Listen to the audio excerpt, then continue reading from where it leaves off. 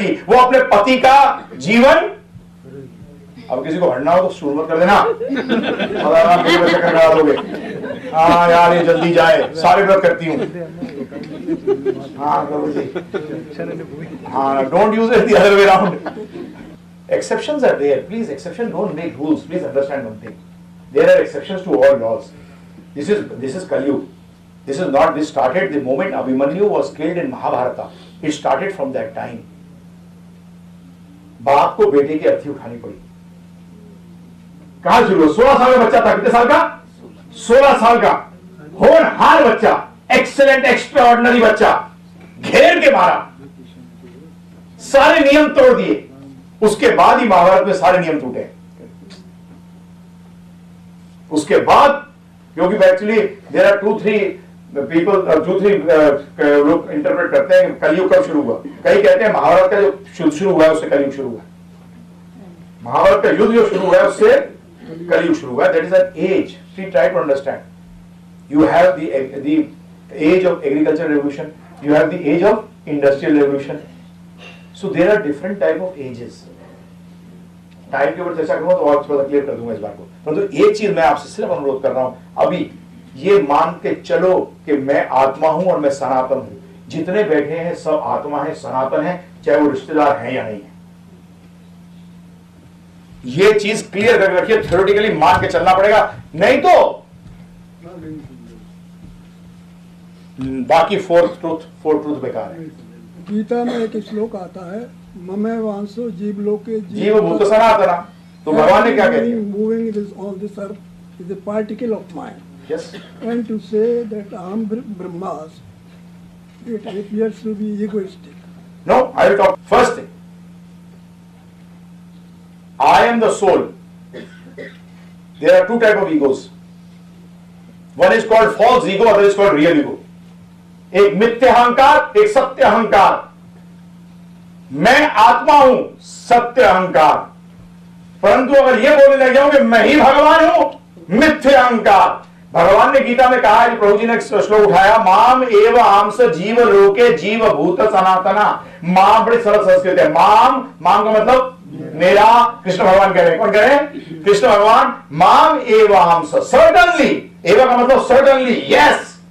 माम एव अंश के अंश, कौन अंश है? माम एव अंश जीव। जितने जीव है वो मेरे क्या है? माम एव अंश जीव लोके। जीव लोक, लोक में जो जीव है सब मेरे अंश है। और कैसे अंश है? सनातन। उसका मतलब अंश थे, अंश है और अंश। जब भी कई लोग कहते हैं ना मुक्ति करके मर्ज कर जाते हो, मिल जाते हो, तुम्हारी अस्तित्व खत्म हो जाता है, क्यों मूर्ख बना रहे लोग? अरे अंश था, अंश है और अंश रहेगा। ये मैं बता रहा था, आईआईटी में बॉम्बे में एक बार डिस्कशन हो रही थी प्रभु जी। तो यही एक व्यक्ति, एक साउथ इंडियन आईआईटी थे, उसने कहा लिबरेशन मील सब जाके मिल जाते हैं, अस्तित्व खत्म हो जाता है। तो दूसरे ने तो क्या कहा? बोले फिर बेकार है, नहीं ठीक है, यहाँ अस्तित्व तो है। मगर प्रभु मुक्त क्या है? बताऊंगा, चिंता ना करो। मुक्त, आपने मुक्ति की बात करी है, उसी की चर्चा कर रहे हैं अभी हम किससे मुक्त हो जाते हैं? दुखों से। किससे मुक्त हो जाते हैं? दुखों से। 2 तरीके होते हैं दुखों से मुक्त होने के प्रभु जी। एक सुसाइड कमिट कर लो और एक उसको सॉल्व करो प्रॉब्लम को। तो जो लोग ब्रह्म में जाके लीन होना चाहते हैं वो सुसाइड करना चाहते हैं बेवकूफ। अपने अस्तित्व को खत्म करना चाहते हैं। अब दूसरी ये समझिए, मुक्ति किसको मिलेगी? जिसका अस्तित्व होगा उसी को तो मुक्ति मिलेगी। अगर अस्तित्व ही नहीं है तो मुक्ति किस बात की? अगर मैं ही नहीं हूं तो what are you to talk about liberation? Liberation का मतलब हु विल बी लिबरेटेड? मुक्त कौन होगा? जिसका अस्तित्व होगा। जिसका अस्तित्व नहीं है वो क्या मुक्त होगा? मुक्त हो नहीं सकता। इसलिए ये आई जो है ना, 2 टाइप की आई है। एक आई कि मैं आत्मा हूं और भगवान का अंश हूं। और अंश का काम क्या होता है? पूर्ण की सेवा करना। अंश का काम क्या है? हाथ का काम क्या है? उदाहरण है, बहुत अच्छा उदाहरण नहीं, 2 उदाहरण है। हाथ का काम क्या है? पूर्ण की सेवा करना, राइट? हाथ इस बॉडी का अंश है। अंश का काम हर टाइम पूर्ण की सेवा करना होता है। मैं उस पर आऊंगा, चिंता ना करिए। परंतु आई को पहले समझ लीजिए, आई का अस्तित्व है। मुक्ति उसी की होगी जो कि अस्तित्व रखता होगा। अगर अस्तित्व ही नहीं है तो मुक्ति की बात क्या करें? किसको मुक्त होगा? कौन मुक्त होगा भाई? Would you like to finish yourself or you would like to enjoy? Yes, you are right. You are right. I am coming to that point. That is our basic nature. To enjoy, to be happy. But they do. Would you like to be happy? Can you enjoy in the hospital? Hospital is a place for cure. किसके लिए hospital एक जगह है? For cure. आ रहा हूं उस point पे। अब मेरे को सिर्फ इसको लीजिए, आई को, इस आई को समझिए पहले। आपका अस्तित्व था, आपका अस्तित्व है और आपका अस्तित्व रहेगा। बड़ा क्लियर, इज इट नॉट? उसका मतलब कोई नहीं गया। जब भी आप लोग जो पूजा करते हैं, पितृ और ये सब करते हैं, ये किस लिए करते हैं? अगर कोई है ही नहीं आगे तो ये सब करने की जरूरत नहीं। उसका मतलब कोई गया है जो अब हमारे बीच में नहीं है। लेकिन कहीं पे है जी, लेकिन कहीं पे है, बिल्कुल है प्रभु जी, है। इसको मैं एक्सप्लेन करूंगा आपको कैसे, थोड़ा सा ज्यादा टाइम तो नहीं है, परंतु I try to explain this, मैं समझाऊंगा आपको। परंतु बार बार मैं आई पे इसलिए बोल रहा हूं कि जब तक इसको नहीं समझोगे ना प्रभु जी, बड़ी प्रॉब्लम आएगी, बहुत प्रॉब्लम आएगी। जो व्यक्ति इस आत्मा, आज सबके साथ क्या हुआ है, इसको भूल गए। माता पिता भी, अबे मजा कर, टॉप पे पहुंच, पावर ला, पैसे ला। अब किसके लिए?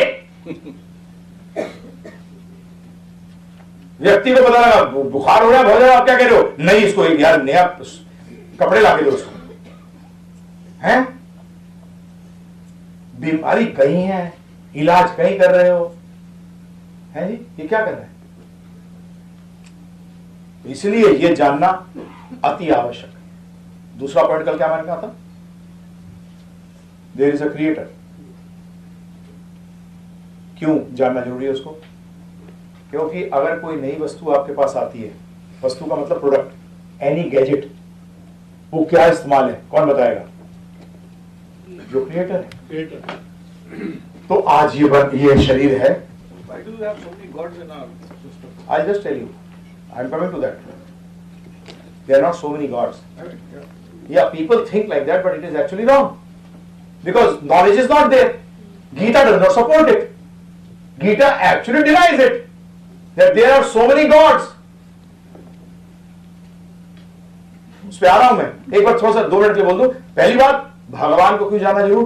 क्योंकि ये जानना जरूरी है कि उन्होंने बनाया क्यों भाई हमें। Why did he create us? Create us का मतलब ध्यान रखिएगा।